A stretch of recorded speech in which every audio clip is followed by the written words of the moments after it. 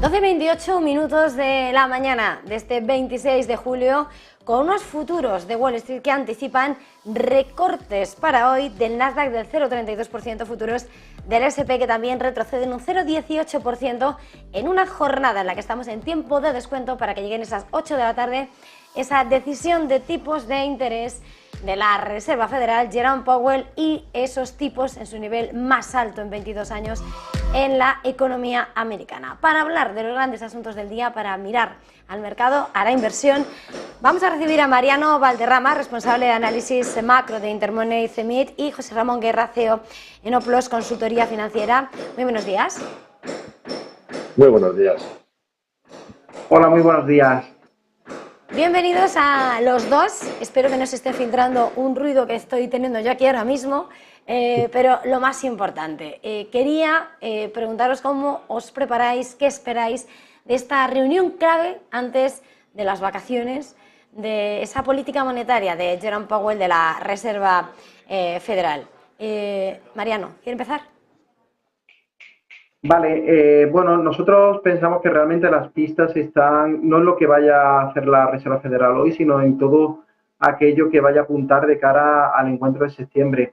Estamos viendo en los últimos datos pues una reciente tendencia de moderación, principalmente en partidas enfocadas en consumo discrecional, y esto pues demuestra que realmente se está notando el ajuste de política monetaria. A lo mejor no se está viendo como muchos de nosotros esperamos, pero la verdad es que hay ciertas señales. Y una clave, por ejemplo, estuvo en el índice de confianza de Conference Board que se publicó ayer, ¿no? Donde veíamos un repunte del índice general, principalmente auspiciado por el empleo, pero luego si entrábamos en detalle veíamos una contención de las expectativas de ingresos y luego veíamos una evolución a la baja en las intenciones de gasto de los encuestados en lo que he comentado pues yo, ¿no? En partidas de bienes de consumo discrecional, como podría ser, por ejemplo, pues set de televisión, lavadoras, electrodomésticos, componentes electrónicos. Yo creo que eso es un apunte bastante interesante y yo creo que ahí es donde donde la Reserva Federal va a poner un poquito el acento. ¿Cómo veis, José Ramón, vosotros, dónde va a estar el foco de atención en esta cita de 2 días que está llevando a cabo la Reserva Federal? Pues como muy bien ha dicho Mariano, la subida de 25 puntos para esta reunión es casi un consenso de mercado casi absoluto. Según donde mires, está entre el 97 y el 99% de probabilidad que se dé, con lo cual esta se da por descontado y la duda está en qué va a pasar de aquí a septiembre. Va a depender mucho de cómo evolucionen los parámetros.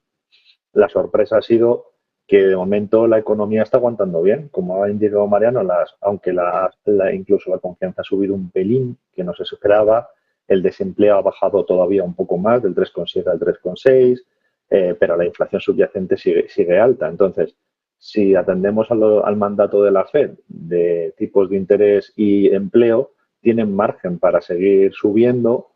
Mientras el mercado de empleo no dé señales de debilidad, pues lo que está claro es que la intención de la Fed es mantener los tipos de interés por debajo del 2% una temporada. Lo que pasa es que ya asumen que esta inflación va a durar, con lo cual tendremos tipos altos. Entonces, según cómo sea la evolución de los datos este verano, veremos. Lo que parece es que está aguantando mejor, sobre todo el sector servicios, y cosa que no está ocurriendo en la zona euro, que parece que ya empieza a sufrir un poquito más.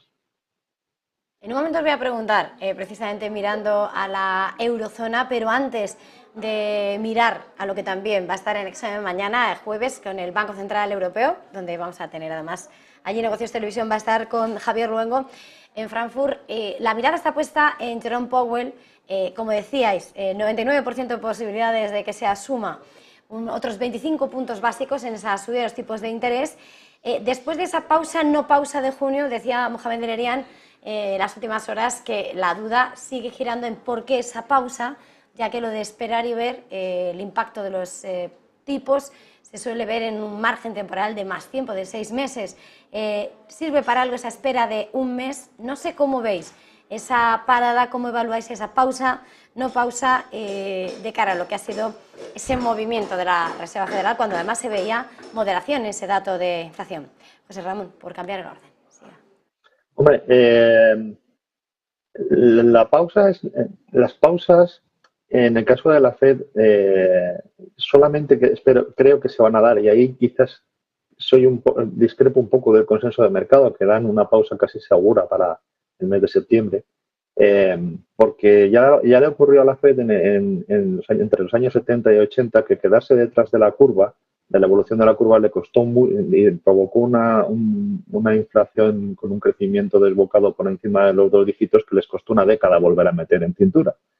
Entonces, teniendo en cuenta que en términos reales los tipos de interés pues todavía no son altos, es decir, históricamente además están bajos respecto de lo que ha sido la economía americana y que, como he dicho antes, el empleo está sostenido, salvo que haya indicios claros de una ralentización de la economía, yo no descartaría para nada una subida adicional en el mes de septiembre.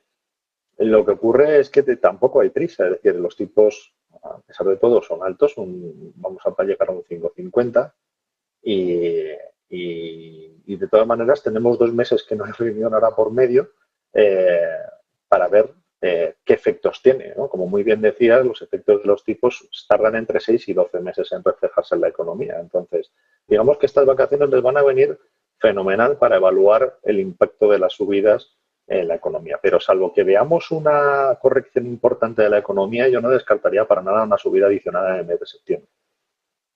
Mariano, ¿cómo lo ves desde Intermoney? Yo completaría con una serie de apuntes. Por ejemplo, hay que ver cómo va evolucionando, por ejemplo, partidas como la tasa de ahorro, ¿no? Es decir, ahora hay una época estival donde normalmente siempre el consumo se expande más y donde realmente vamos a ver un poco quizá ese final de la demanda embalsada. Luego también hay una serie de partidas que yo pienso que son bastante sensibles a cuestiones estacionales. Por ejemplo, uno de los grandes caballos de batalla de la Reserva Federal está siendo el precio, la residencia, los precios de los alquileres y una partida que se llama renta equivalente del propietario, ¿no?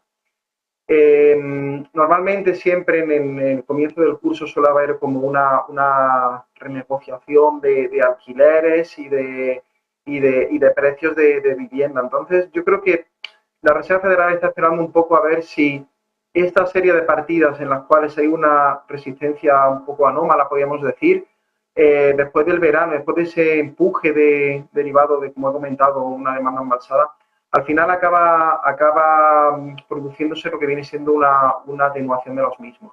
Yo creo que eso es lo que la Reserva Federal está también esperando y como hemos comentado, al fin y al cabo también, después de haber cumplido un recorrido de más de 500 puntos básicos de subida, tienes que dejar que acabe filtrando. Es verdad que en Estados Unidos hubo una política fiscal expansiva mayor que en Europa en el momento de la pandemia y es verdad que eso al fin y al cabo pues, ha dado una solidez al mercado laboral.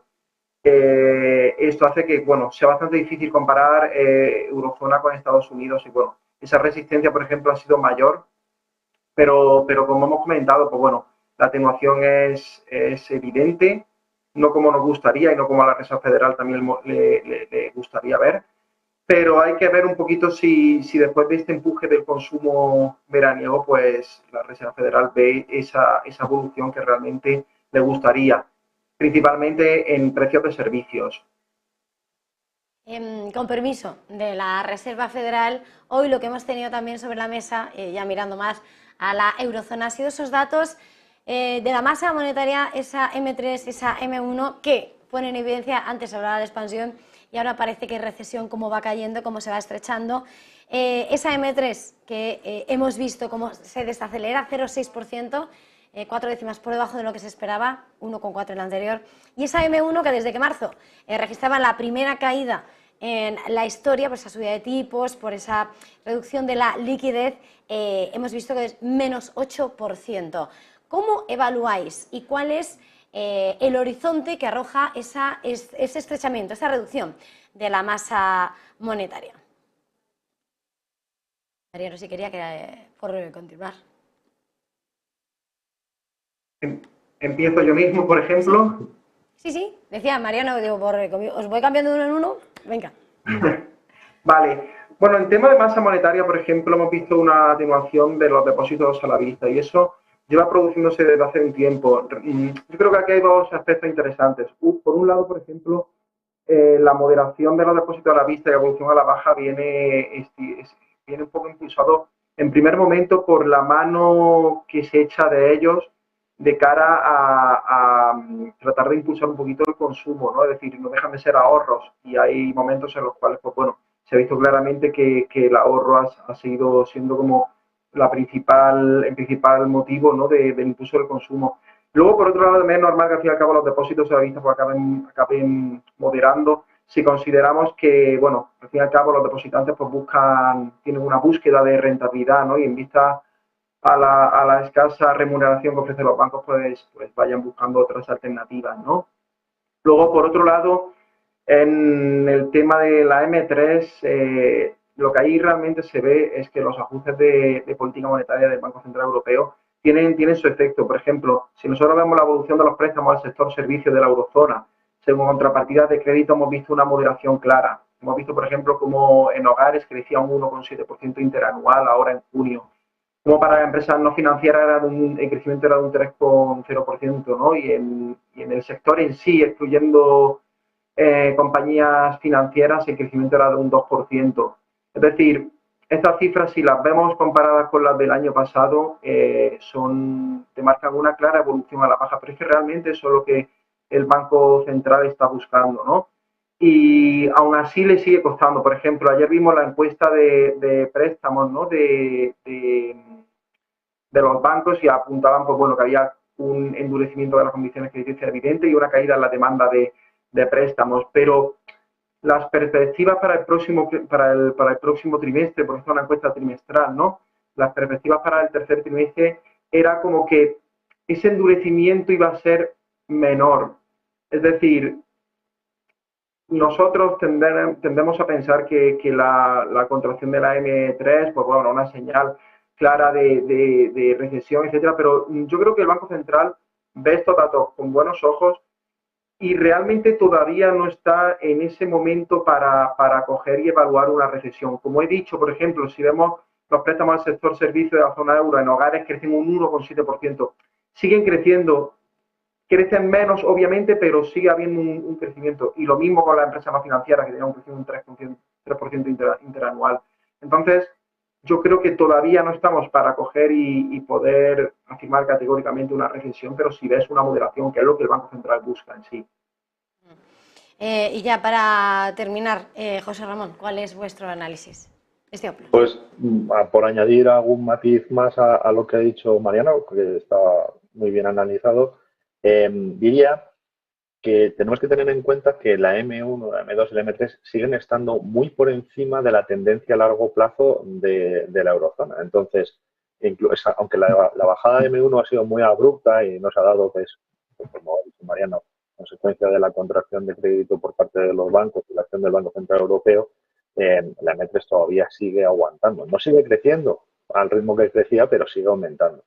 El planteamiento para el Banco Central Europeo es la no renovación de la compra de bonos, ¿no? Entonces ahí veremos más, según vaya pasando el tiempo, ahí veremos un efecto acumulado mayor que podrá hacer ver qué otras posibilidades toman respecto de tipos de interés, porque si miramos la correlación de M3 con tipo de interés es incluso mayor que la de la inflación.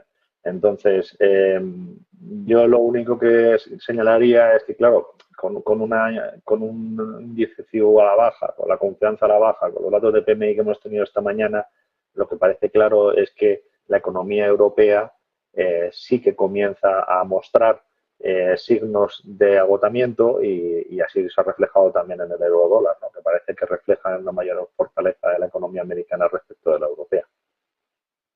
Pues muchísimas gracias por ayudarnos a entender todo lo que está pasando, todas las referencias y lo que va a pasar. Gracias por acompañarnos, Mariano Valderrama, responsable de análisis macro de Intermoney y CEMIT, y José Ramón Guerra, CEO de Oplos, consultoría financiera. Gracias a los dos, feliz jornada, feliz negocio. Muchas gracias. Muchas gracias. Y nosotros, antes de ir a publicidad, vamos